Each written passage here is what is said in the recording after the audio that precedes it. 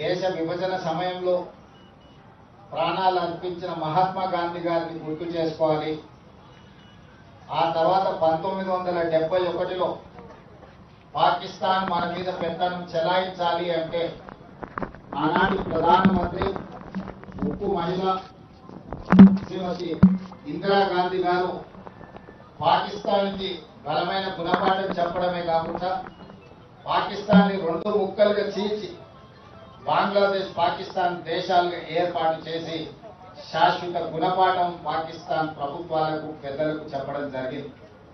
ఈ రోజు కూడా దాదాపుగా 54 సంవత్సరాల తర్వాత కూడా ఈ దేశంలో తీవ్రవాద అంశం ప్రస్తావనకు వచ్చిన ఈ దేశం మీద పక్క దేశాలు దాడి చేయాలనుకున్నప్పుడు తీవ్రవాదుల ముసుగులో అంతర్జాతీయ ఉగ్రవాదుల ముసుగులో ఈ దేశ పౌరుల మీద దాడి చేసినప్పుడు వాళ్ళని నిర్మూలించడంలో శ్రీమతి ఇందిరాగాంధీ గారే మనకు ఆదర్శం.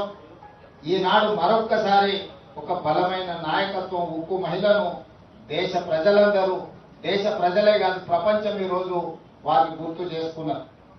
ఆనాడు పాకిస్తాన్ మీద యుద్ధం జరిగినప్పుడు అమెరికన్ ప్రెసిడెంట్ శ్రీమతి ఇందిరాగాంధీ గారికి అమెరికాలో సూచన చేసి మేము మధ్యవర్తిత్వం వహిస్తాము అని చెప్పి మీరు యుద్ధాన్ని ఆపాలి అని చెప్పినప్పుడు విస్పష్టంగా మీకు తెల్ల రంగున్నది కదా అని చెప్పి మా మీద పెత్తనం చెయ్యాలనుకుంటే భారతదేశం సహించదు, మా దేశం యొక్క సమస్యను మా భద్రతను మేమే కాపాడుకోగలుగుతాం, మా దేశాన్ని మేము రక్షించుకోగలుగుతాం, మాకెవ్వరి సూచనలు ఎవరి మధ్యవర్తిత్వం అవసరం లేదని విస్పష్టంగా ఆనాడు శ్రీమతి ఇందిరాగాంధీ గారు చెప్పడం జరిగింది.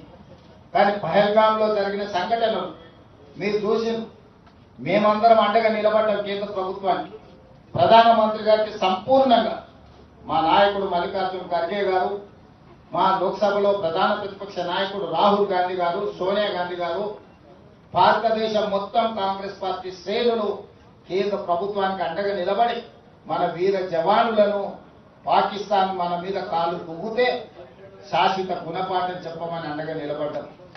దురదృష్టవశాత్తు కేంద్ర ప్రభుత్వం వెనుకడుగు వేసింది, వచ్చిన అవకాశాన్ని సద్వినియోగం చేసుకోకుండా.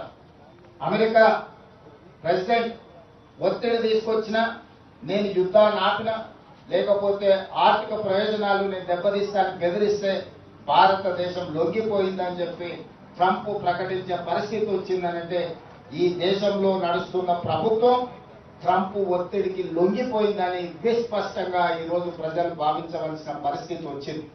మీరు విజయం సాధిస్తే, మీరు పాకిస్తాన్ ఓడిస్తే, మీరు తీవ్రవాదాన్ని అణిచివేస్తే ప్రపంచమే మీకు గొప్పగా స్వాగతం పలికేది, అభినందించేది.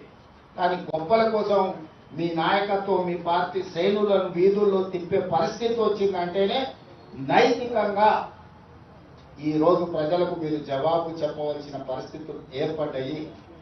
ఈరోజు 100% అండగా నిలబడ్డ కాంగ్రెస్ పార్టీని రాహుల్ గాంధీ గారిని నిందించడం ద్వారా తమ చేతగాని తనాన్ని కప్పిపుచ్చుకోవాలని బీజేపీ నాయకులు ప్రయత్నం చేస్తున్నారు.